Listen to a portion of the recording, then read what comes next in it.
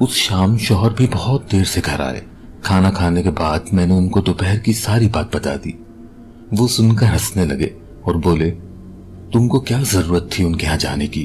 وہ خاتون بہت ضعیف ہیں، سٹھیا گئی ہیں، تم دوبارہ ان کے پاس مت جانا۔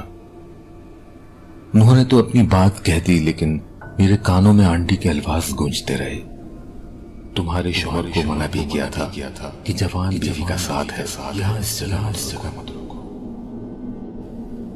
اس رات مجھے گھبراہٹ سے نیند نہیں آئی، ساری رات جاگتی رہی، اور شوہر پر بھی بہت غصہ تھا کہ انہوں نے میری بات کو اتنا مذاق میں کیوں لیا۔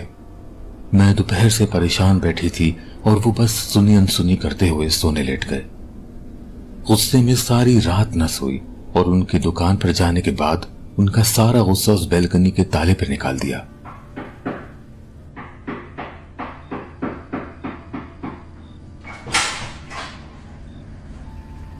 میں نے ہتھوڑی سے تالا توڑ ڈالا اور بیلکنی کھول دی۔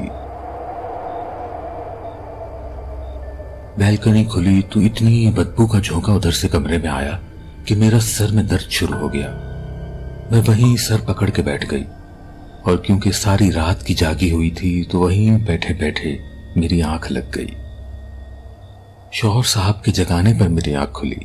جب جاگی تو دیکھا وہ بہت غصے میں تھے۔ ایک تو دروازہ بجاتے رہے، میں نے نہیں کھولا، دوسرا جب وہ خود کھول کر اندر آئے تو بیلکنی کھلی دیکھی اور ناراض ہو گئے۔ اس رات انہوں نے مجھ سے صحیح سے بات بھی نہیں کی اور کھانا کھائے بغیر ہی سو گئے۔ رات میں کسی پہر میری آنکھ کھلی تو بیلکنی سے بہت ٹھنڈی ٹھنڈی ہوا آ رہی تھی۔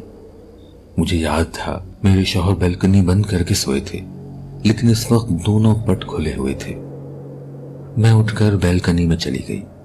وہاں راکنگ چیئر رکھی تھی جو شاید ہوا سے ہل رہی تھی، اور ساتھ میں ایک گلاب کا پودا رکھا تھا جس میں 2 گلاب کھلے ہوئے تھے۔ میں حیرت سے سوچنے لگی، یہ بیلکنی تو نہ جانے کب سے بند پڑی ہے، پھر یہ گلاب کا پودا پروان کیسے چڑھا؟ اس کو کس نے کھاد اور پانی دیا جو یہ اتنا صحت مند ہے اور اس میں اتنے پیارے گلاب کھلے ہوئے ہیں؟ میں نے قریب ہو کر اس کی خوشبو سونگھی تو ایسا لگا ذہن معاف ہو گیا ہے۔ میں جلدی سے پیچھے ہٹ گئی۔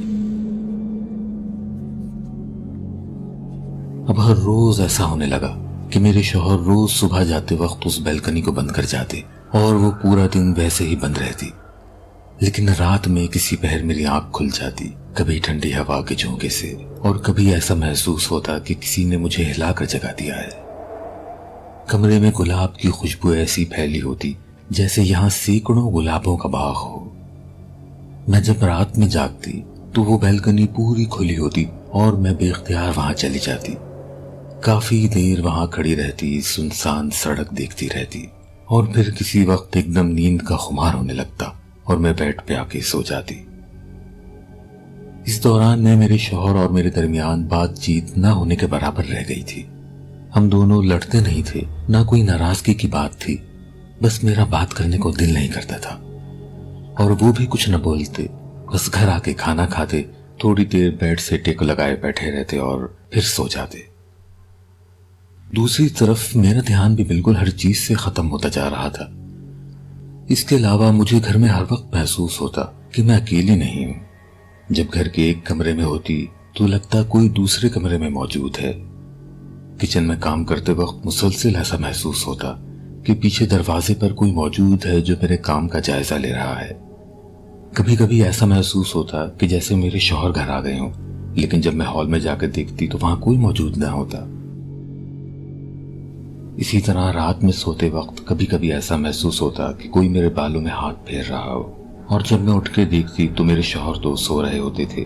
نہ جانے وہ کیسا احساس تھا۔ ہر وقت کسی کے حصار میں خود کو محسوس کرتی اور سوچتی کہ رات میں جب شوہر آئیں گے تو ان کو ساری بات بتاؤں گی، لیکن رات میں جب وہ آتے یا چھٹی کے دن جب گھر پہ موجود ہوتے تو ان سے بات کرنے کا بھی دل نہیں کرتا تھا، نہ ہی وہ مجھ سے کوئی بات کرتے۔